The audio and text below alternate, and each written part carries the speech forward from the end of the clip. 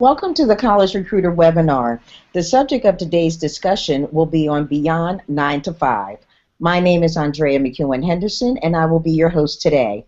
I am one of the national account managers with College Recruiter. I have a dozen years of experience in helping large and small employers reach recent college graduates and students. My primary responsibilities are facilitating our webinars, moderating the discussions at our college recruiting bootcamp conferences, as well as working with small to mid-sized employers on their entry-level hiring needs. College Recruiter is the highest traffic college job board with 150,000 unique monthly visitors. We help employers reach recent graduates and students of 1, 2, and 4-year colleges and graduate schools.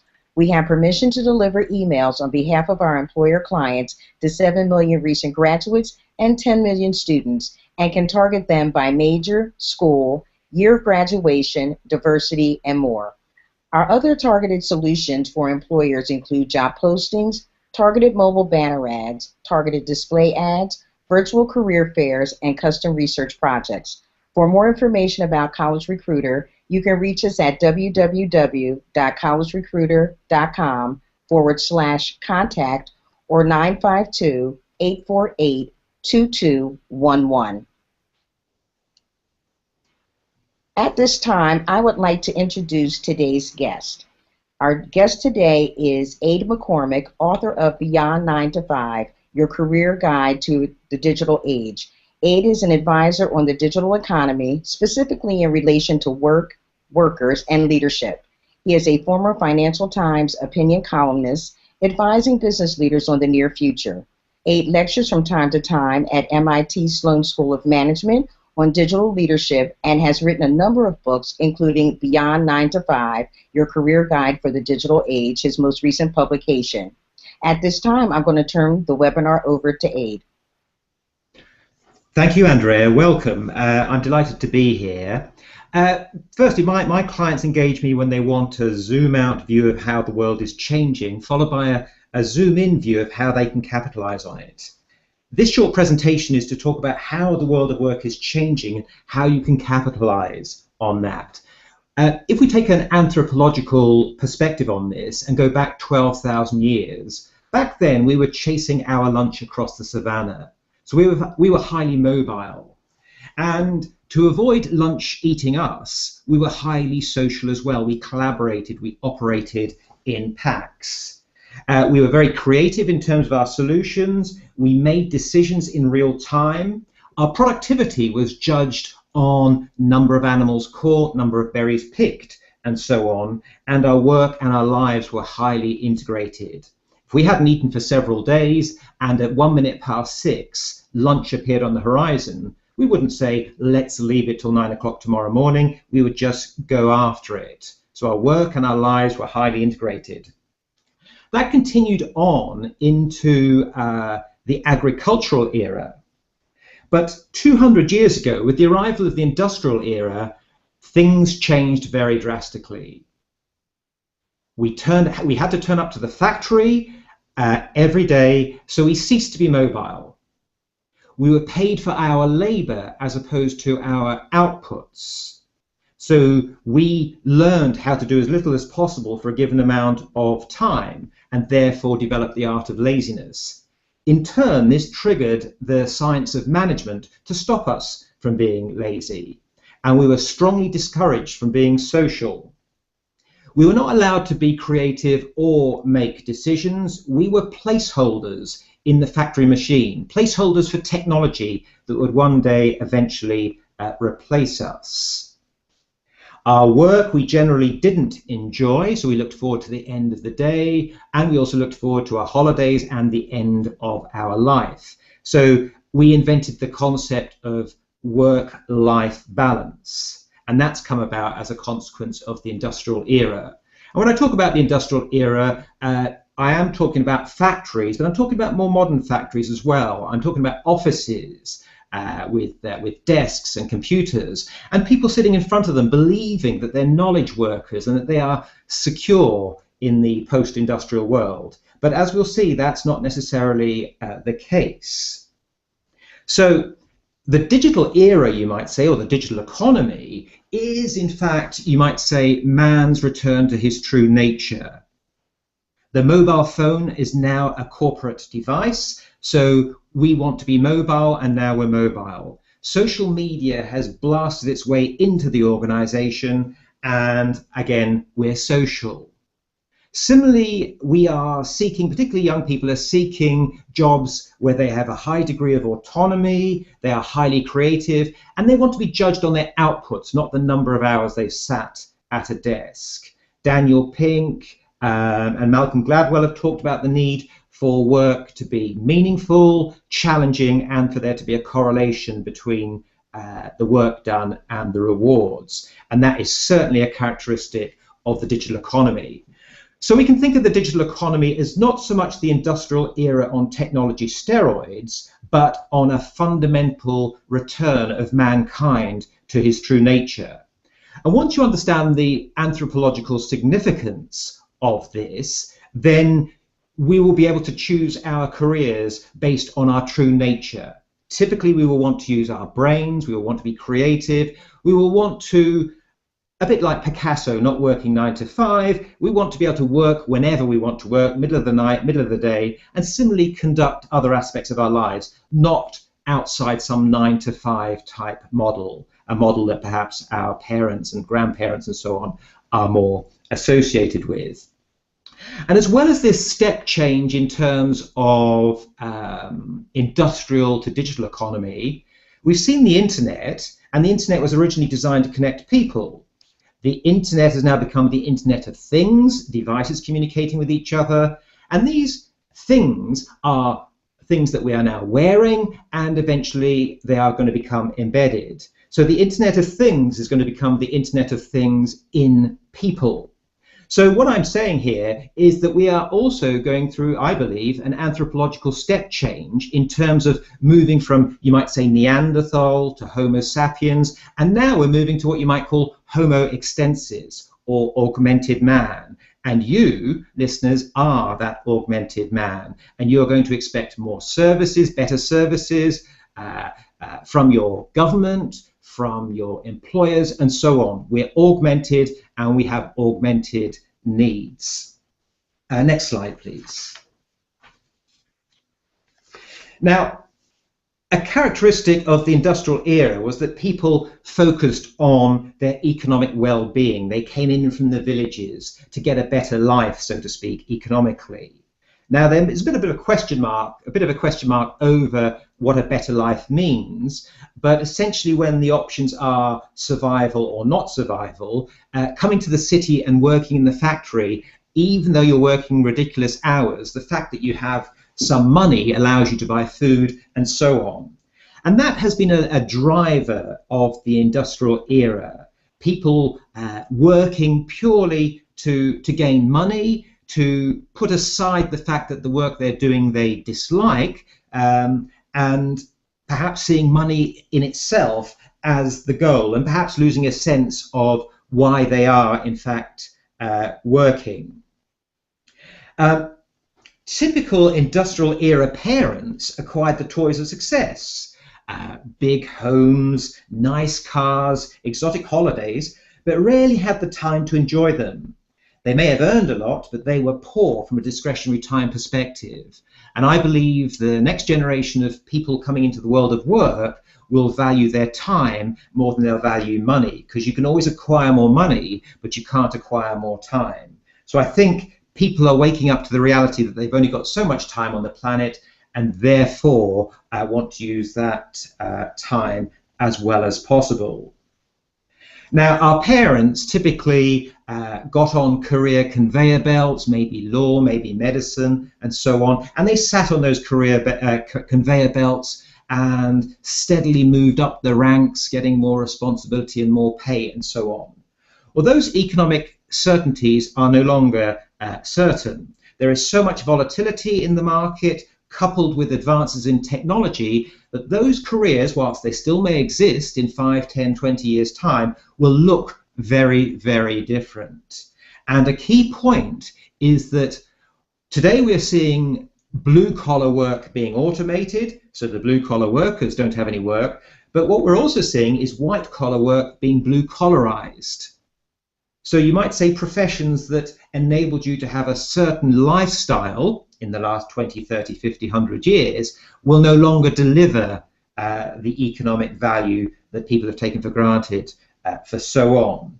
So we have to be very, very aware of how the world is changing. And from a technology perspective, today, you might say, is the fastest day ever in terms of the rate of technology evolution. But at the same time, it's the slowest day we will ever experience again. So the volatility we're seeing in the market today is simply a warm-up act for what's going to happen. It is going to be a storm in terms of our careers and how we manage our careers. Increased automation, arrival of robots and so on are going to change things. So you guys are entering into a very uncertain world, but it's a world that it is possible to navigate. However, it's one where career management is not something that's decided at the outset of your career. It is something you study, you might say, on a daily basis. Next slide, please, Andrea. This slightly confused looking diagram, you've probably seen it appear as a kind of overlapping three-circle Venn diagram, the three elements being competence, demand, and love. If you can get these three competencies into your three areas, into your career, then you are living the dream, so to speak. So clearly you need to be competent, but what competence means very much depends on the role. But there are some general competencies that we need to acquire around personal brand management, service ethic, emotional intelligence, commercial skills. So there's some general competencies we can acquire that will, serve us well regardless of the job we do. But without having competence, you won't get very far. Of course, there needs to be a demand in the market, because if there is no demand, then nobody's going to pay you. And loving what you do, feeling passionate about what you do is extremely important, because without the passion, you will be probably known around the office as buzzkill. And you can see here that if you are competent and in demand, but you don't have the love, you're a necessary evil. If you're competent and you love what you're doing and there's no demand, what you've got is a hobby. And if you don't have competence, you are in fact incompetent. So these are the three things one should be looking for in terms of one's career path. And next slide, please, Andrea. So I've talked about where we've got to, some guidelines, and more of them are covered in the book. But fundamentally, you need to test your career on a very, very regular basis. Some people get their first job and they never go for an interview again. They don't really know their market value. I would encourage you, regardless of your comfort in your role, always explore what you're worth. Try to establish whether your stock is low or your stock is high in the wider marketplace. That way, you can start to adjust your lifelong learning plan in line with acquiring the competencies that are needed. And therefore, you need to follow the trends in the market very, very carefully. Your career is really a maze. That's the way to look at it. The goalposts are moving. If the goalposts are not moving on the pitch where your career is, the chances are the game is over. So we have to accept that the goal that we set out to achieve in terms of our path to mastery, our career vision, could change on a very, very regular basis. Having what you might call an agile approach, a lean startup approach to your career will stand you in good stead. Treat your career like you're some sort of Silicon Valley startup. Also be very clear on metrics, so you can check in from time to time to ensure that you are on the right track. If it's all about money, that's fine, but it may be about discretionary time. It may be about doing good in the world. Create some numbers associated with your key metrics and check in from time to time to make sure you're on course. We live in a world where traditionally people have tried to impress their neighbours. Bottom line is we're too busy to care about anybody but ourselves. So do not choose a career, in my view, to please your parents or to sound impressive in front of your friends and peers. Regard your career as something that nobody really cares about. So the only reason you're doing it is because you care about it. If others admire you for it, that's great, but don't do that as the driving point for your career. And in an ever-changing, highly volatile world, fundamentally, you either grow, you either acquire new skills on a daily basis, or you die. Steady state is the new dead. Next slide, Andrea. So I've done a bit of a hard-hitting brain dump on you there. Do we have any questions?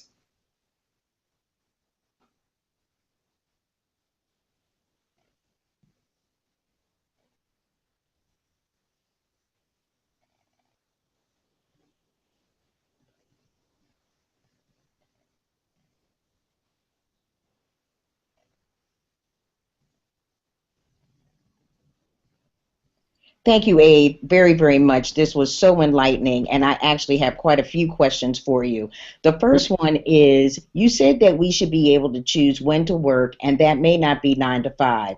But what if we want to work 9 to 5, but employers want us to be connected to them by email, cell phone, etc., and therefore we're required to work 24/7?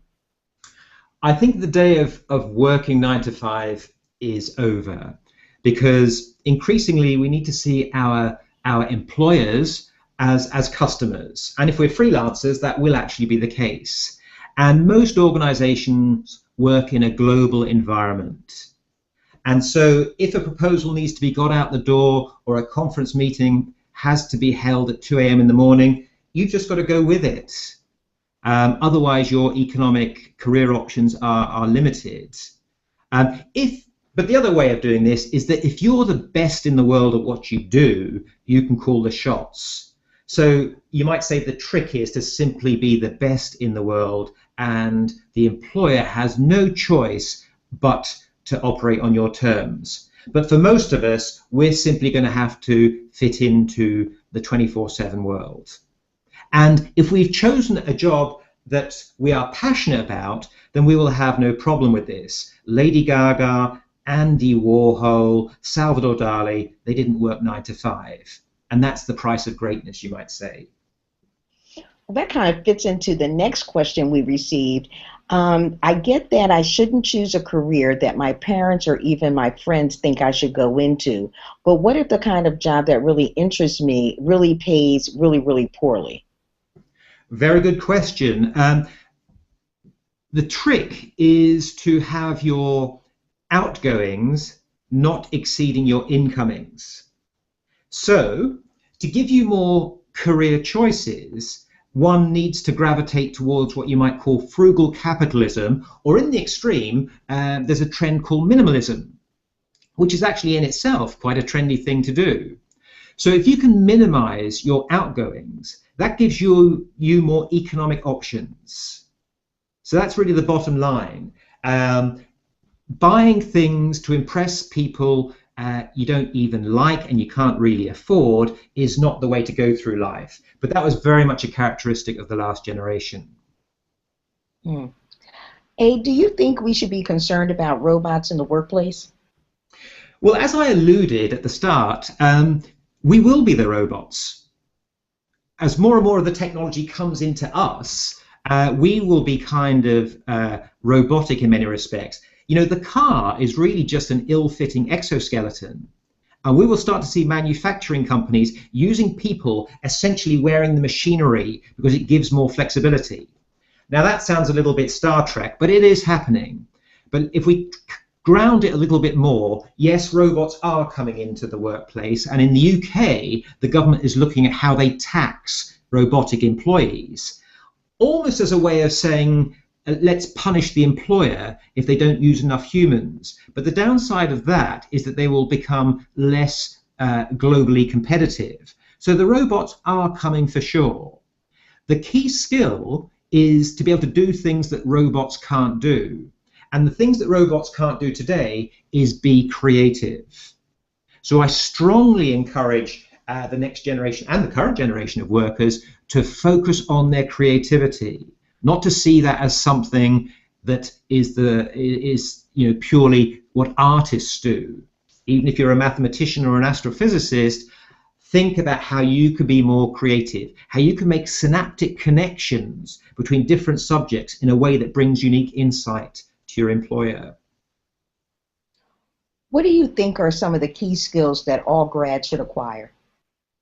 Well, I touched on them a little earlier. Certainly creativity, strong commercial understanding, because I believe we're going to see a disappearance of permanent employment, and I think the world's going to become increasingly freelance. So you're going to be an enterprise of one person, and your negotiations will determine your wealth. You may be very good, but if you don't understand how to convey your value commercially, you're going to leave money on the table, basically. A strong service ethic in a world where you might say service is the new sales. Having a strong service ethic, caring about the customer, caring about the user, very, very important. So if you're not naturally inclined to care about people, you're going to come unstuck in what you might call the social economy. So ramping up those emotional intelligence skills as well as those IQ skills, very, very important. And young people today are very, very conscious of brand. Anything you do on social media reflects your brand. One needs to engineer one's brand to ensure that it reinforces your value proposition. So pictures of you lying on the floor at a party may not necessarily support your brand values unless being a party animal is your main line of employment. So we do have to be quite careful as we enter the world of work that our social media comic tail, so to speak, actually pushes us in the direction that we want to go in. And I think, I've mentioned the social piece. And one of the themes that I'm seeing growing in the marketplace, which I'm very pleased about, is kindness. People are actually becoming more human in how they engage. Kindness is being used as a tool, not one to manipulate people like a sociopath, but basically the underlying philosophy being that givers get. This was such a great webinar, Abe. Thank you so much for sharing with us. And thank you all of you for attending this College Recruiter webinar. The subject of today's discussion was on Beyond 9 to 5. My name is Andrea mcewen-henderson, and I was your host today. I am one of the national account managers with College Recruiter. I have a dozen years of experience in helping large and small employers reach recent college graduates and students. My primary responsibilities are facilitating our webinars, moderating the discussions at our college recruiting bootcamp conferences, as well as working with small to mid-sized employers on their entry-level hiring needs. College Recruiter is the highest traffic college job board with 150,000 unique monthly visitors. We help employers reach recent graduates and students of 1, 2, and 4-year colleges and universities. We have permission to deliver emails on behalf of our employer clients to 7 million recent graduates and 10 million students, and can also target them by major, school, year of graduation, diversity, and more. Our other solutions for employers include job postings, targeted mobile banner ads, targeted display ads, virtual career fairs, and custom research projects. For more information about College Recruiter, you can reach us at www.collegerecruiter.com/contact or 952-848-2211. Today's guest was Abe McCormick, author of Beyond 9 to 5, Your Career Guide for the Digital Age. Thank you for joining us today.